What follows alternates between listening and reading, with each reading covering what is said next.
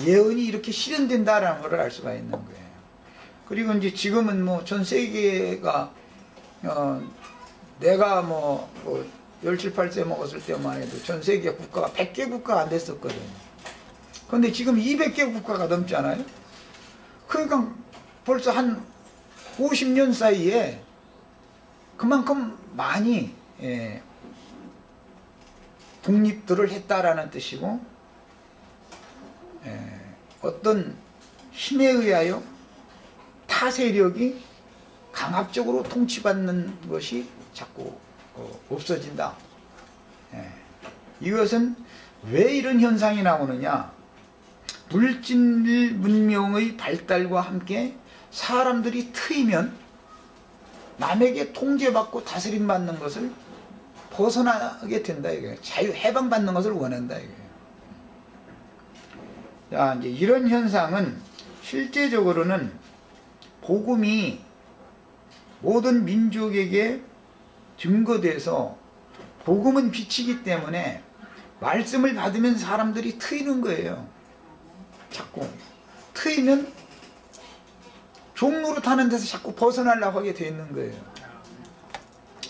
자, 이런 것처럼 우리 형제 자매님들의 신앙도 이제 역사적인 사실과 종교적인 현상에 대해서 지금 말씀을 드렸는데, 사단이 나의 육체 속에 거하면서 죄의 세력을 가지고 나를 계속해서 주장하고 다스리죠. 여기서 벗어나야 된다. 신앙적으로도 여기 트이고 발전을 하면은 자꾸 벗어난다 이거예요. 이렇게 하는 것은 성경이 이루어지는 겁니다.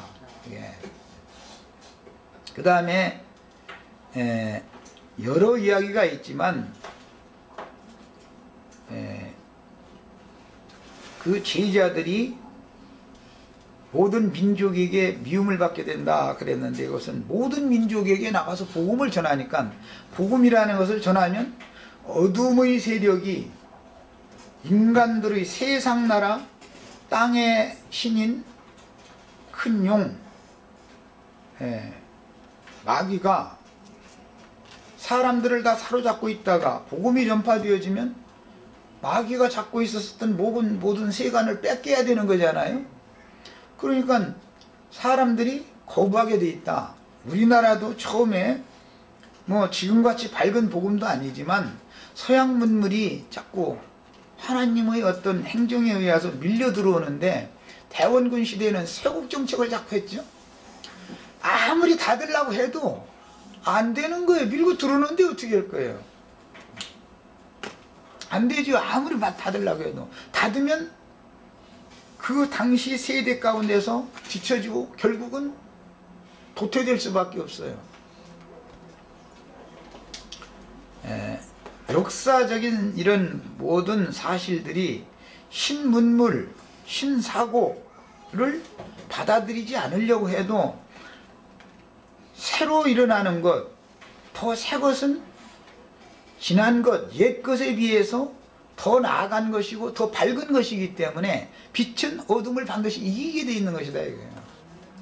세국 정책을 아무리 하고 도포자랑 날리고 갓 쓰고 다니는 것을 계속 해야 된다고 아무리 여기에도 소용없어요. 일본 놈들 쳐들어오게 만들어 가지고서 상투 지나가는 사람 딱 잡아다 상투 딱 넣고 갓 벗겨버리게 만들고 도포자락 못 입고 다니게 만들고 말이야. 서양식으로 양복 딱 간편복 입어라 이렇게. 또 저 일본 예찬하는 사람 같이 되게 생겼네. 이것이 하나님의 행정이다 이거예요. 신문물을 자꾸 받아들이게 만드는 거예요. 자꾸. 이런 것처럼 신앙 세계에서도 말씀이 계속해서 달리기 때문에 다니엘서 마지막 부분에 보면은 많은 사람이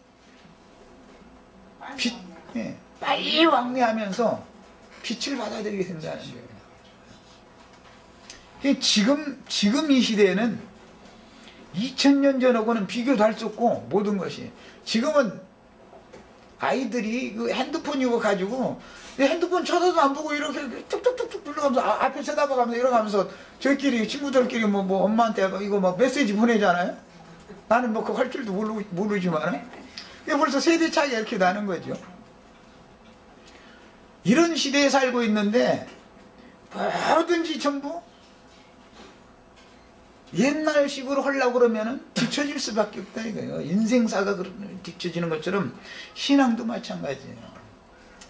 영적인 말씀들이 얼마나 밝혀지고 있는데 자꾸 1600년 1564년인가 언제 종교개혁 했는데 칼빈 이야기는 하고 앉았고 칼빈 신학이 어쩌고 이러고 앉았으면은 400년 뒤처진 사람이에요. 그 사람은.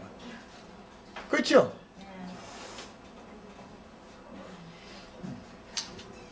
벌써 한 30-40년 전에 워치만이나 미트니스리나 이런 분들이 막 말씀을 가르칠 때 그 당시 빛이죠. 현재 지금도 그게 제일이다 이러고 있으면은 30년 뒤처진 사람이에요. 그 사람은. 그 사람들이 우리 따라잡으려면 30년 달려야 돼. 그런데 30년 동안 우리는 가만히 있나? 따라잡아 그러고 난 가만히 있나? 나는 더 빨리 달리는데 그걸 안 그러겠어요? 우리는 더 빨리 달리죠.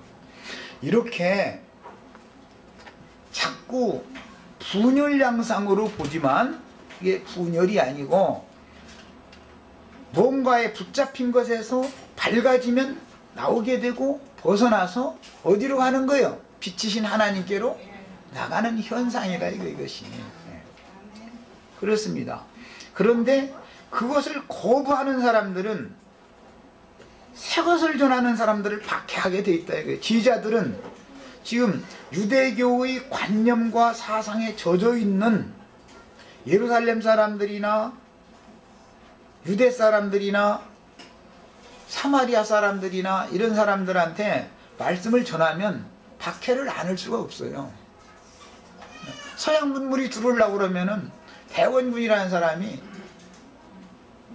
강화도 앞에다 무슨 대포라고 그거 새총같이 생긴 거 놓고서 여기서는 한 방이면 다 날릴 수 있는 걸 준비해가지고 왔는데 뭘 깜깜 본 거야. 저쪽 세계에 어떻게 돌아가는지를 모르니까 그러고서는 그걸 당연히 막아낼 거라고 믿고 이러고 있다가 박살나고 사람 만나 죽고 그러는 것처럼 주님이 보낸 지휘자들을 거부한다 이거예요 자꾸. 그러다 보니까 모든 민족에게 미움을 받지 않을 수가 없는 것이에요. 그래서 언제든지 앞에 달리는 것은 경쟁도 셀 뿐 아니라 앞에 가는 것은 언제나 경쟁도 셉니다. 셀 뿐 아니라 9세대 낡은 사고를 가진 사람들에 의해서 거부를 당하게 되어 있습니다.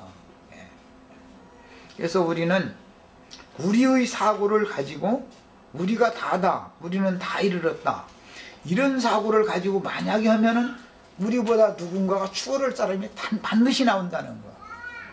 그러니까 우리는 빛이신 하나님을 향하여 항상 열어놔둬야 된다. 항상. 그 다음에 오늘 말씀에 보면 거짓 선지자가 많이 일어나서 많은 사람을 미혹하게 하겠으며 불법이 성함으로 그러니까 알고 보면 많은 사람을 미혹하는 것이 불법이지요. 어떤 사람들은 불법이냐 공법이냐 하면서 막 교리적으로 따져서 합니다. 아니 난 머리 아파 그런 소리 들어. 그냥 여기 간단하게 그 내용대로만 믿으면 돼. 그냥 많은 사람이 일어나서 거짓 선지자들이 나서 많은 사람들을 미혹하면 불법이 성하는 거예요. 그게 마태복음 7장에도 분명히 거짓 선지자들 보고 이 불법을 행하는 자들아 그랬죠. 다른 교훈을 가르쳤다 이 말이잖아요. 하나님의 말씀을 하나님이 말씀하시고자 하는 의도대로 가르치지 않고 사람의 교훈, 장로들의 교훈 이런 것을 뒤섞어 가지고 그냥 뒤죽박죽되게 가르쳐버리는 것이 뭐예요? 불법을 행하는 거잖아요. 그들이 그렇다 해서 그들이 가르치는 말 중에 진리가 안 들어있단 말이냐? 그렇지 않습니다. 거짓은 조금만 섞는 것이지 거짓을 더 많이 섞으면 아무도 따라가지를 않죠.